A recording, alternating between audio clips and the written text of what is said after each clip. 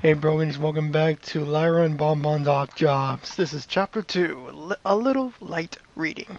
Read along if you like, let's begin. Nurse Coldheart filed Lyra and Bonbon's job applications with their Hoover Sources HR department. The nurse asked the mayors if they can have had any general questions about their new work environment. So, what are we supposed to do exactly? Lyra asked. Wave bye to the stallions as they leave and they say thanks for coming. Bonbon smacked her mare friend in the back of the head to shut her up. Bonbon wasn't a violent mare, but after their shaky interview, she couldn't afford for either of them to appear less than serious about this job. We'll start you out on the collection detail, Cohart said. Just give a stallion a cup when he arrives and lead him to a private room. When he finishes, collect the sample and freeze it in the cold storage. The mares followed Coldheart into the inner workings of their sperm bank. They walked past rooms filled with freezing agents and other chemicals. Other employees passed them in the hall, pushing carts toward the freezing rooms. The two mares were eventually led into a hall with several doors. Along the opposite wall was a sink and cupboards, with small carts in front of them. Carhart picked one of the many empty cups that sat atop the carts. Samples are to be put in here, she said, showing her new two employees. It has a lid that snaps on to help ensure the preservation of the spermatozoa. From there, you would place the cups on ice and send the samples to be tested for fecundity and other factors. Do you understand? Sure, Lyra said. Have the stud rub one out into a cup and put it on ice, then wheel it down to the quality control. Bonbon had never felt more lost. She was quite confident when dealing with familiar surroundings, but was terrified in an unknown environment. That's why she enjoyed comedy. She observed the humorous aspects of things every pony was already familiar with. Working in a sperm bank was not what the mare thought she was signing up for. Bonbon had mentally prepared herself for the menial life of a bank teller. Not this. Fortunately, Lyra had caught the vision and was fired up about making this job work. As Bonbon's mare friend examined the cart and drawers, she seemed to be on top of things. She likes to be on top of things. Bonbon mused quietly to herself. She giggled like a filly over her naughty humor. Nurse Cohart left the mares to their duties. Lyra finished familiarizing with herself with the new tools of her new profession. Bonbon glanced at the empty cups nervously. Her vacant stare was interrupted as Lyra got her attention. Hey, Bonds, Lyra said. Think you'll be able to handle this? I've never had to mess with a stallion stuff before, Bonbon said, but I should be fine. Good, Lyra said as she backed away. I need to use the little filly's room. Hold down the fort while I'm gone. You're leaving me alone with this? Bonbon asked, panicking. Just for a couple of minutes, Lyra said, reassuringly. I bet I won't miss a thing. With a smile and a wink, the mare turned and headed towards the bathroom. In an erratic sense of timing, as soon as Lyra turned the corner, a stallion walked down the hall and approached Bonbon. His coat was a color of honey, and his long brown bangs covered his forehead. The stallion's cutie mark was some 3 bright blue horseshoes. It was oh, Jesus, this gay motherfucker. It was caramel. Bonbon stared at the donor nervously. Welcome to the Ponyville Cryobank, Bonbon shouted awkwardly as she gestured towards one of the rooms. May I interest you in a masturbation booth? As soon as the words left her lips, Bonbon covered her mouth with her hooves. Her cheeks were beet red from embarrassment. The mare and stallion stared at each other, blushing. Caramel furrowed his brow and he looked uncomfortable. I've donated here before, he said sternly. Most employees have the decency to refer themselves as sample collection rooms. Bonbon felt mortified. Caramel grabbed the cup with his teeth and headed for the door.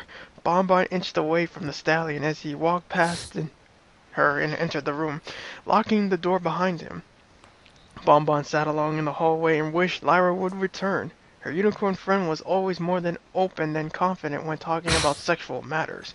Suddenly there was a knock coming from inside the room, which caused Bonbon to jump. Excuse me, Caramel said. Could you bring me a magazine? Sure thing, Bonbon replied cheerfully, wanting to make a good impression on the donor. Well, where would I find a magazine? Bonbon said to herself. I got it! Places like this have magazines in their waiting rooms. Walking back into the front of the building, Bonbon spied several magazines on the waiting room table. There was a copy of Highlights for Fools, with all the puzzles already solved with crayons. No, nobody's gonna. I don't think Caramel is a freaking pedophile. Where is he?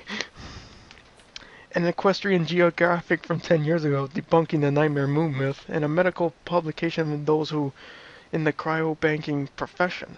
The Cryobank magazine had articles on advanced new freezing techniques and advice on how to increase the mortality rate of samples. The cover featured an illustration of a sperm cell against a starry background. The name of the magazine undercut is otherwise serious presentation. Sperm Bank Digest. Bonbon said, reading the title aloud. Hopefully he will find this interesting. Walking back to the donor's room, Bonbon knocked on the door to get the donor's attention and then slid the magazine under the floor. The stallion read the title and got excited. This looks good, he said eagerly. Thanks. Bonbon stood by the carts and waited for Lyra to return. Before long, Bonbon's mare friend sauntered back around the corner to rejoin her. Anything happened while I was gone? The unicorn asked. Arrived. One donor arrived. Bonbon said, blushing. Lyra grinned at her mare friend's timidity. He's not finished yet? Bonbon added quietly as her eyes glanced towards the locked door. I went to go and get him a magazine. The aforementioned magazine came sliding back under the door. Is something wrong? Bonbon asked the stallion through the door. You said you wanted a little light reading. Lyra stared at the cover of the scientific journal and did a face hoop. Bon could quite be naive sometimes. Bonds? The unicorn said delicately. He's not looking for some light reading. He's looking for some hard reading, if you catch my drift. You mean like a novel? Bonbon asked, obliviously. How long does he'll think you'll be in there?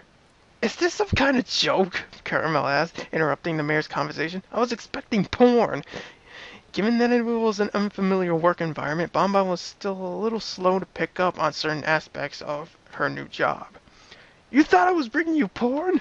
The Earth Pony said, horrified. Why? Lyra gave an exasperated sigh.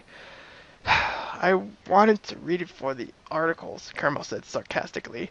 Lyra who was more practical when it came to these matters, stepped in to take charge of the situation. All right, my good gentle colt, the unicorn said in a stern voice. What's wrong with the filthy magazines that are already in there? They're too filthy, Caramel replied. What do you mean they're too filthy? Lyra asked. I mean the pages are stuck together, the stallion asked, disgusted. I can't get them open. Ew, Bonbon said, her expression becoming queasy. Lyra let out a sigh. I'll be right back, the unicorn said. We'll get you taken care of. Don't worry. Lyra left Bonbon alone again before returning with a library-style cart full of dirty magazines. Where did you find all that? Bonbon asked, simultaneously impressed and revolted. I measured a bit on my way back from the bathroom and took an unsupervised tour of the facilities, the unicorn said smartly. Lyra knocked on the door to get Caramel's attention. Let's see, the unicorn said, levitating a stack of pornography. We got issues of Play Cult, Rustler, and Penhorse magazines. Oh, I also have a big book of plot holes. Oh my, Bonbon said as she picked up one of the magazines entitled Flexible Fillies and tilted it back and forth, examining the image from various angles. Who knew Blossom Force could stretch like that? What are you into, sport? Lyra asked. We got stallion on mare, mare on mare, stallion on stallion. Any big muscular stallions? Caramel asked hesitantly. With a mare, of course, Lyra chuckled. She found the closeted cult cuddler's shyness to be cute. You'd like 'em big, huh? Lyra asked coyly. Well, I think I just got what you're looking for, sport. Using her magic, the unicorn levitated the magazine with a solid black background with a suggestively bulb-shaped silver horseshoe on the cover. To the top right of the horseshoe was a tiny number 5. The dirty magazine was known as The Fifth Hoof. It featured erotic pinups of sweaty stallion. No. Oh, well. Oh, yeah. Oh, yeah, I forgot. He is gay. Lyra floated the gay porn under the door into the waiting donor. Lyra and Bonbon shuffled their hooves and waited. When their eyes met, they blushed and looked away. Both mares tried not to vividly picture what was going on behind that door. It wasn't easy. After a little while, the door to the room unlocked. The stallion came out and handed the magazine back to Lyra and gave Bon Bon the cup with a sample on it. The stallion was still embarrassed by the whole experience and made it a point just not to make eye contact with the two mares as he left. Just to be honest with yourself, Lyra called out as the stallion briskly turned the corner. You'll feel better. I think you made him uncomfortable, Bon Bon said dishearteningly. What? Lyra asked skeptically. I gave him what he wanted, even if he couldn't admit it to himself yet. Bon Bon stared at her mare friend awkwardly. She knew Lyra couldn't be too pushy sometimes. Besides, the unicorn said, gesturing to the sample in Bon Bon's hoof, it's hard to argue with the results. I suppose you're right, Bon Bon said, glancing at the cup, but he still looked irritated. You'll be irritated too if two stallions stood outside your door and waited for you to finish tending to your garden. Good, Lyra said. The earth pony gasped and her face turned crimson. Bon Bon looked down at the cup in her hoof. She stared at the sample like it was a ticking time bomb and that threatened to level the whole building. Lyra levitated the cup away from her mare friend and deposited the sample into an ice chest. That wasn't so hard, Lyra said, as she put the lid on the chest. I think this job will work out just fine. How about you? Bon Bon gulped and nodded hesitantly. Workers, Lyra and Bon Bon, Coldheart said over the intercom. Step into my office. The two mares exchanged nervous looks.